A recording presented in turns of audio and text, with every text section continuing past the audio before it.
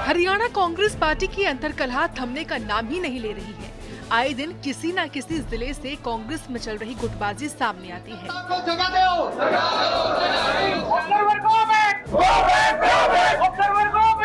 Observer go back के नारों समेत कई जिलों से तो पार्टी कार्यकर्ताओं के बीच आपसी हाथापाई तक बात पहुंची है। एक तरफ पूर्व मुख्यमंत्री भूपेंद्र सिंह हुड्डा का ग्रुप है, तो दूसरी ओर रणदीप सुरजेवाला, कुमारी शैलजा और किरण चौधरी गुट के कार्यकर्ता हैं, जो सभी जिलों में नारेबाजी करते हुए इस खींचतान को और बढ़ा रहे हैं।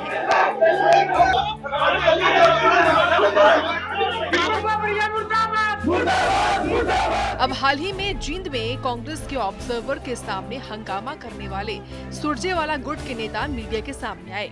वहीं कांग्रेस नेता संदीप सिंह ने जींद के जिला प्रभारी आनंद सिंह पर आरोप लगाए हैं। कहा है कि एजेंडे के तहत हुड्डा जी ने एक लिस्ट आनंद सिंह को दी है, उन्हीं की रिपोर्ट बनाकर आगे भेजने का प्लान था। साथ ही उन्होंने और क्या कुछ कहा है, सुनिए जरा।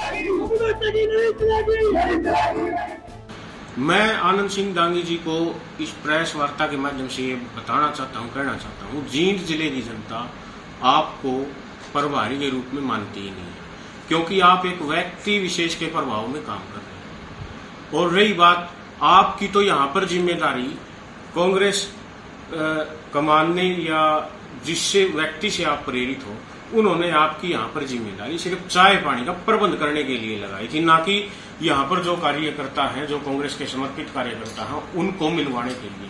अब इस बात से उन्होंने एक बात कही अपनी प्रेस वार्ता के अंदर कि भाई आओ, आप अंदर आओ, मैं आपको उनसे मिलवाता हूँ। जो बड़े पदाधिकारी हैं वो अंदर बैठे हैं और वो दांगी जी की गाइडलाइंस में काम कर रहे हैं।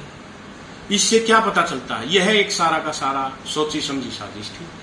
अब जो छोटा पदाधिकारी है वो ये कह रहा है कि भाई आओ, मैं आपकी उनसे अंदर बैठे ऑब्जर्वर से बात कराता हूं और मैं आपकी बात वहां पे रखूंगा, ये बात कह रहे हो। लेकिन वो जो ऑब्जर्वर है वो भी उन्हीं के प्रभाव में काम कर रहे हैं। और आनंद सिंह दांगी जी का यहाँ पर आकर के उनका मेन एजेंडा था कि मैं वहां जाऊं और जो हुड्डा साहब ने जो लिस्ट दी है उनकी एक रिपोर्ट तैयार करके आगे फॉरवर्ड कर दूंगा और वो फॉरवर्ड करने के बाद में मेरी टिकट पक्की हो जाएगी। आपको बता दें, हरियाणा कांग्रेस में चल रही रस्साकशी प्रदेश के यमुनानगर, करनाल, कुरुक्षेत्र समेत कई जिलों से देखने को मिली है, जो कि अब साफ तौर पर कांग्रेस आलाकमान की मुश्किलें बढ़ाती हुई है। वहीं दूसरी ओर कांग्रेस में चल रही अंदरूनी खींचतान पर बीजेपी नेताओं ने भी कटाक्ष किया है। भिवानी पहुंचे प्रदेश अध्यक्ष ओम प्रकाश धनखड़ ने तो कहा है कि कांग्रेस की मोहब्बत की दुकान में लात घूसे का प्रसाद बंट रहा है। मोहब्बत की दुकान में लात घूसे का प्रसाद बट रहा है, तो ये आप देख लीजिए कि किस प्रकार की इनकी मोहब्बत है, किस प्रकार का इनका प्रेम है, किस प्रकार का माहौल इनकी बैठकों में है, तो ध्यान में आ रहा है।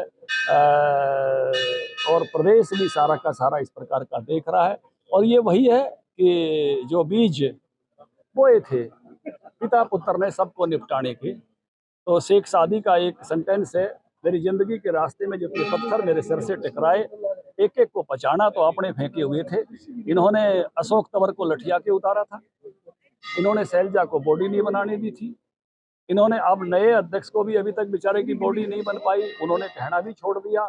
तो जिस प्रकार से सुरजेवाला जी को यहाँ से पार करके जयपुर भिजवा दिया था, अब कांग्रेस में सब तरफ से बौखलाहट है। कहीं सुरजेवाला जी जो है राक्षसी प्रवृत्ति का बता रहे हैं वोटर्स को, कहीं गाड़ी भी दे देते हैं जो है भाषण देते हुए। तो कांग्रेस में एक निराशा का वक्त चल रहा है, वो सबके सामने है। वहीं मुख्यमंत्री मनोहर लाल, उप मुख्यमंत्री दुष्यंत चौटाला समेत कई और भी नेताओं ने कांग्रेस के इस बिखराव पर क्या कहा है, सुनिए जरा।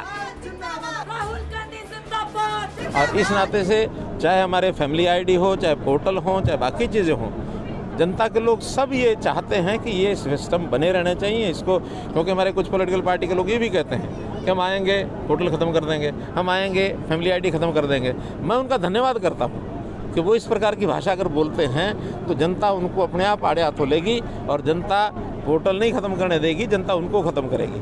वैसे तो वैसे तो अपने घर में ही वो जिस प्रकार के तमाशे उनके हो रहे हैं, कहीं उनकी लीडरशिप के झगड़े, कहीं उनके नीचे के झगड़े आपने स्वयं देख लिए हैं। उस नाते से अब चाहे इश्यूज़ का बेस्ड पॉलिटिक्स हो, चाहे व्यवहारिक रूप से हो, भारतीय जनता पार्टी का यह दावा है कि केंद्र में तीसरी बार नरेंद्र मोदी जी के नेतृत्व में सरकार बनेगी। हरियाणा में फिर से भारतीय जनता पार्टी की सरकार तीसरी बार ये बनने वाली है, ऐसा हमारा ये दावा है।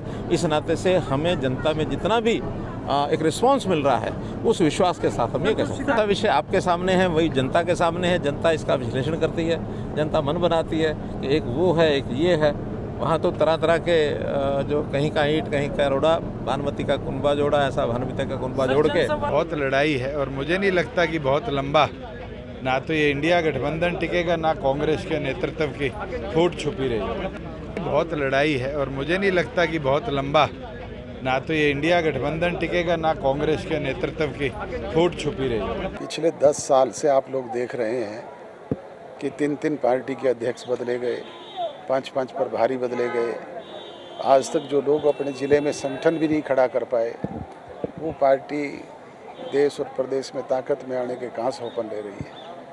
कांग्रेस को सख्त निर्णय लेना चाहिए इनके खिलाफ, इन सबको पार्टी से बाहर कर देना चाहिए। जिस पार्टी के अंदर आप मान के चलो किसी भी संगठन में अगर डिसिप्लिन नहीं होगा, वो संगठन आगे नहीं बढ़ सकेगा, वो खत्म हो जाएगा।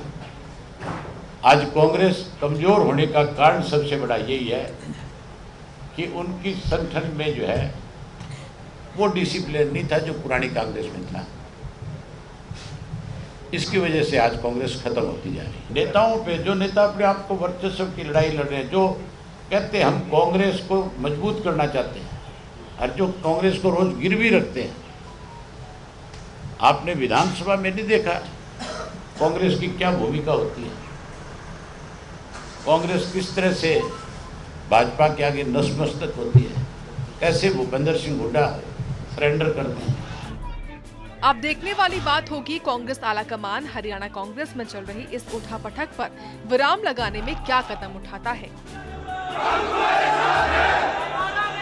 सूर्या समाचार के लिए भिवानी से इंद्रवेश लोहन और जींद से परमजीत पवार की रिपोर्ट।